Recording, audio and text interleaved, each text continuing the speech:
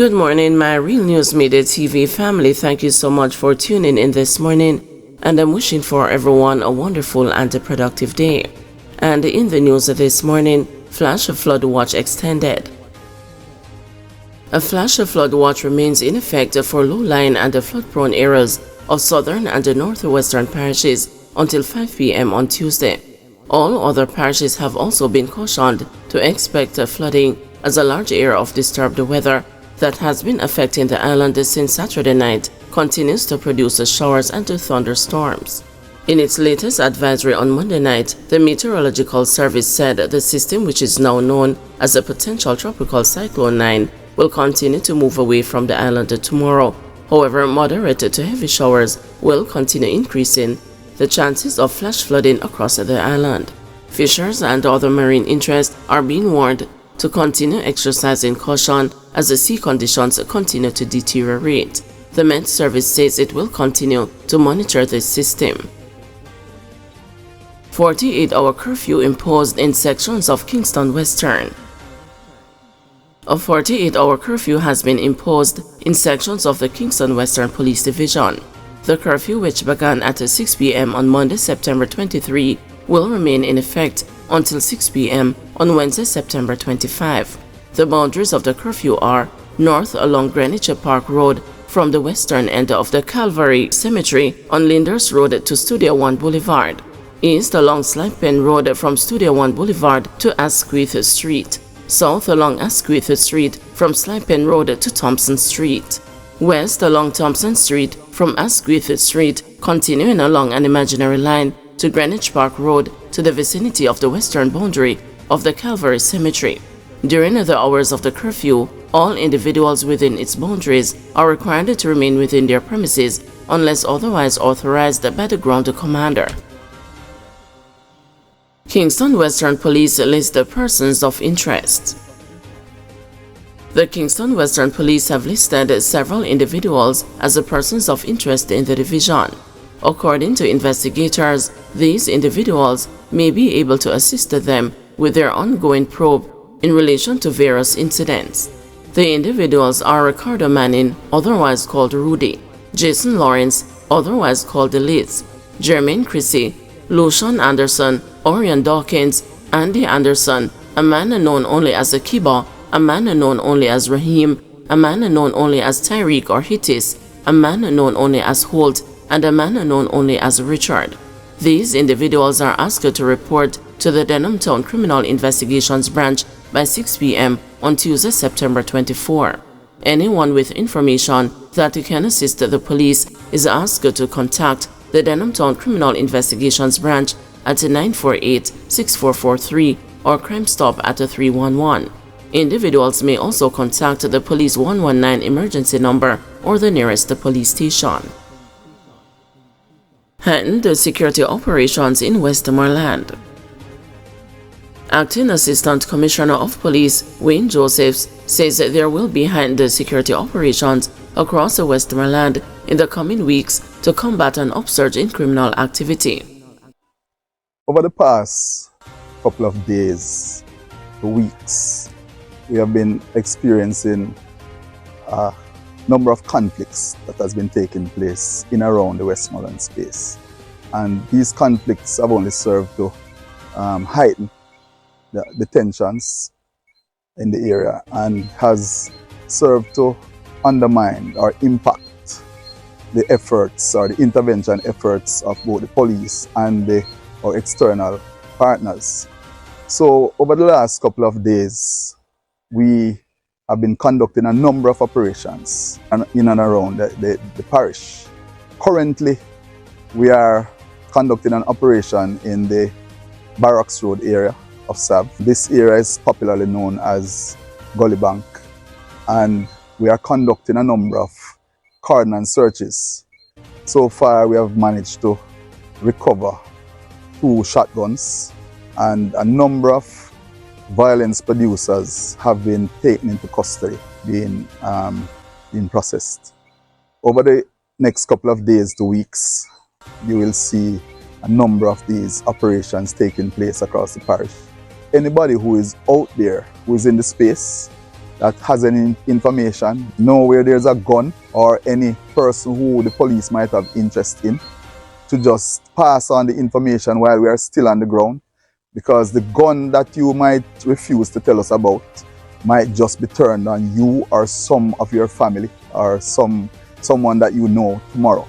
So seize the opportunity while you have the military, the police within the space, and pass on the information so that we can do a thorough search throughout the space and try to make it safer for you and your family. Mass murderers' bid for sentence reduction hits a legal hurdle. An attempt by convicted murderer Rasheen Barnett to appeal the sentence he was handed for knifing his cousin Kimisha Wright and her 4 children to death at their Cocopisa Chapelton Clarendon residence in June 2022 is in jeopardy. Barnett, who was sentenced by Supreme Court Judge Justice Leighton Pusey in October 2022 to 5 concurrent life sentences, but is in effect only serving 61 years and 8 months in prison before being eligible for parole, had filed a notice of appeal on the basis that his sentence was extreme. Barnett is of the opinion that he should have benefited from discounts during the sentencing since he had pleaded guilty early in the process. The Trelawney native was 22 years old at the time of the offenses and will not be eligible for parole before his 85th birthday. But Monday, attorney Kemar Robinson, who was assigned to handle the case, told the panel of appeal court judges comprising Justices Frank Williams, Jennifer Straw, and Evan Brown that having reviewed the record of the proceedings, as presided over by Justice Pusey, he found that Barnett had no recourse in law to challenge the judge's decision. In reviewing the transcript, I found no basis on which I can make submissions on the grounds filed by the appellant, Robinson told the court. At the end of it, I formed the view that the learned trial judge followed the proper sentencing exercise as prescribed by the various authorities and the sentencing guidelines, and for the most part, the procedure is unassailable, Robinson told the judges.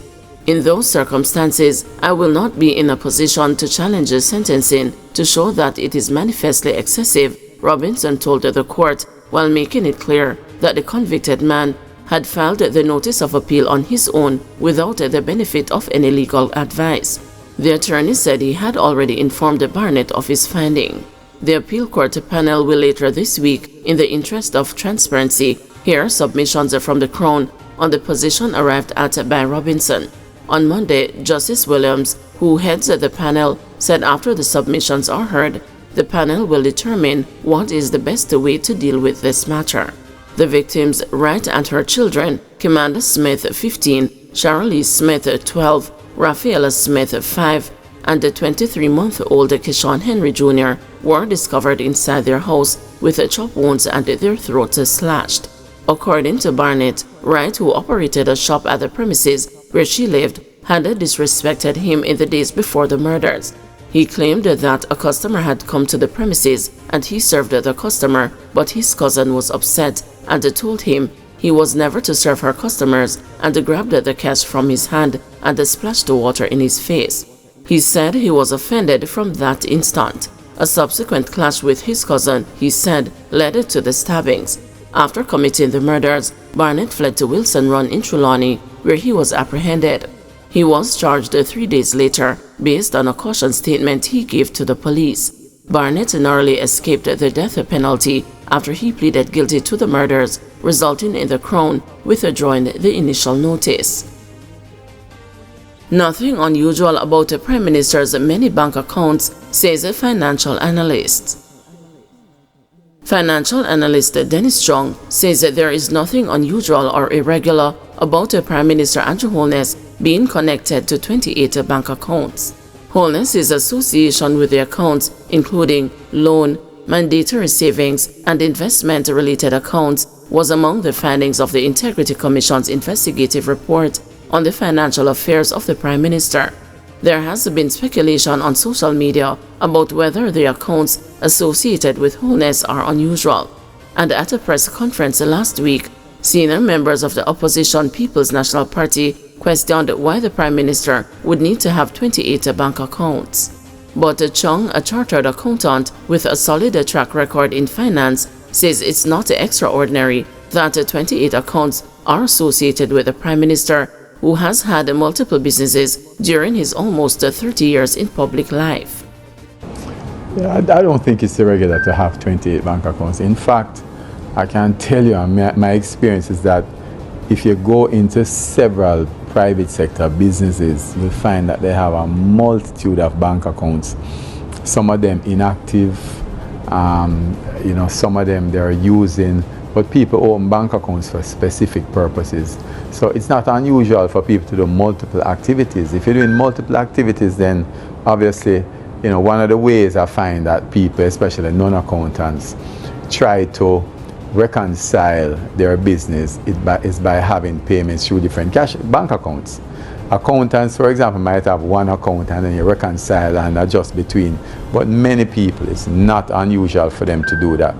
So, I heard this story about, or this comment about the number of bank accounts that are out there, and the truth is that I think it's really detracting from what the real substance of the argument should be, which is, what is it that is going through the bank accounts and how much money is in there. Because if I have 28 bank accounts, for example, and I could have $2 million between them. Someone could have two bank accounts and have $500 million between two bank accounts, and that is a greater problem than my 28. So I don't think that the number of bank accounts is something that we really should focus on, because it really has no substance behind it. In fact, there are sometimes also when you go and do specific transactions with certain institutions, and they themselves will mandate that you open separate accounts.